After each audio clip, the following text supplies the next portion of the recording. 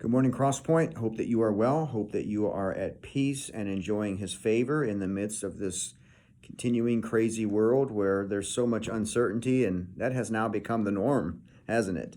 To Certainty is a thing of the past, it seems. So I hope that you are well and at peace. Blessed be the Lord, my rock, who trains my hands for war and my fingers for battle. And He is training you and I to make it in a new world, in a different context. And so we can be grateful and thankful for that. Just a couple of things that I want to run by you this morning. First is that Amy Deese has put out a call for anyone who would like to serve in the tech booth. If you have skills with a computer or you understand sound or music, there's a need there for some additional help. And I tell you, more and more, what's happening in that tech booth is critical to what we do, at least on Sunday mornings, because all of our communication pretty much goes through there. So if you have desire for training, for instruction, and you want to serve in that area, there's room for you.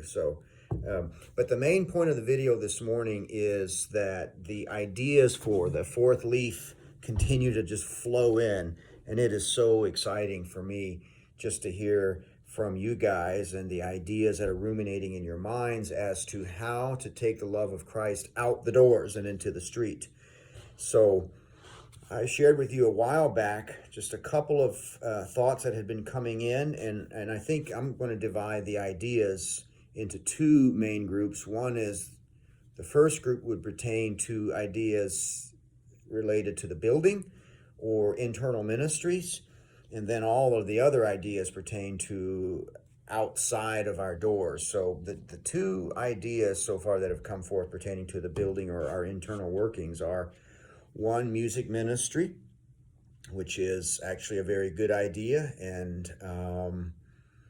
has a lot of promise. That is to continue investing in our music ministry and what we're doing, worship, the tools, all of that pertains to music. And I would probably wrap the tech booth and all of that into that, which we've actually made quite a bit of progress this year. Just we had a donor step up and give a lot of camera equipment or fund all of that. So the one internal idea again is music, and the second one is just modernizing the look of the building, especially the foyer, which again that's that we do need to pay attention to that. But the rest of the ideas are all outside of the kind of ministry outside. So we had some new ones come in. Again, I just kind of rehearse a little bit. Some of the prior ones pertain to visiting shut-ins, connecting with or creating a food pantry or food bank, and tapping into the schools, ministering to those on hospice. So lots of just really, really good ideas. So a few more ideas that have come in. One has to do with sex trafficking. From what I understand, Akron is actually a little bit of a hub for sex trafficking because I think of the intersection of some interstate roads or that it's a bit of a hub. So that's an idea that's been brought forth. Another one that I like, it's a really good idea, it has to do with partnering with the schools for some kind of an after-school program, tutoring or something of that nature. And of course, we don't know how the fall is going to look right now, but I think that's an incredibly good idea to partner with schools. A couple more ideas. One came in pertaining to firming up our partnership relationship with APS, adding some more flesh to that one. And so that's a good idea because there's a natural relationship in place already. And then another idea pertaining to the mentoring of women, young moms, single women. So those are all incredibly good ideas. And I feel like my desk is completely stacked with ideas, and I'm looking at them, I'm studying them, like, man. So let me talk to you now about two. So again, staying in the idea of ideas, but we have two ministries right now flowing out of Crosspoint that are forming a nice baseline for what a good ministry could look like. Because in some cases, the wheel has already been created and there are organizations out there that are doing what the ideas are getting at. So in some cases, I think it's just going to be a matter of us partnering and getting with organizations that are moving in the same direction rather than recreating the wheel. So let me just say that. But we have two ministries at Crosspoint. One is ESL, English as a Second Language. That is probably the most robust ministry that we have, and it's ministering to internationals, bringing the love of Christ to those who need to speak English. It is well staffed, although they might not say that. They might not think that. It seems to me that they've got quite a team that's working, and there's a leader, Bruce Lyman. The other ministry that is intimately connected with us is APS.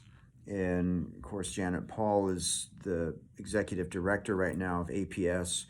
But there's a healthy relationship right now between Crosspoint and Akron Pregnancy Services, and has been historically. So those are actually two examples of ministries that are doing very well, that are intimately connected with us. And if you use that as a baseline, which I kind of am right now in terms of ideas on what a good outreach would look like, but actually those two are kind of justice ministries, even though the gospel is being shared. It's primarily, I think you could even say it's a justice ministry too.